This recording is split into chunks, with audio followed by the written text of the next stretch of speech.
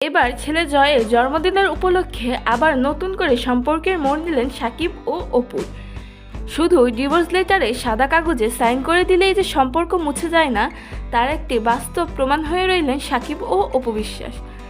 সাকিব তার সাংসারিক জীবনটাকে গুছিয়ে নেওয়ার চেষ্টা করলেও তার অপেক্ষায় থাকা অপু বিশ্বাসের মায়া তার পিছু ছাড়েনি।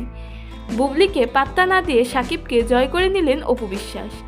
সাকিবকে নিজের করে নেওয়াই ছিল অপু বিশ্বাসের জীবনের একটি বড় চ্যালেঞ্জ।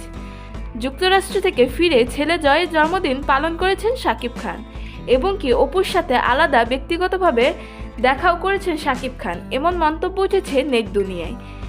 বুবলি নিজেকে সাকিবের বর্তমান স্ত্রী হিসাবে দাবি করলেও সাকিব তার কোনো পাত্তা দেয়নি, তা সাকিবের কর্মকাণ্ডেই বোঝা যায়।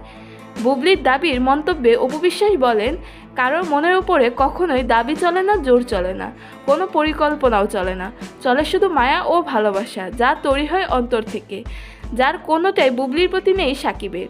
অপু বিশ্বাসের সাথে সাকিবের সম্পর্ক আরও নিকটবর্তী চলে এসেছেন। তাদের সম্পর্কটি এখন মাত্র প্রকাশ করাই বাকি মনে করা হয় এবং কি সাকিবের তৃতীয় বিয়ের ঘোষণাও বুবলিকে সরানোর একটি প্রক্রিয়া বলে মনে করা হয়।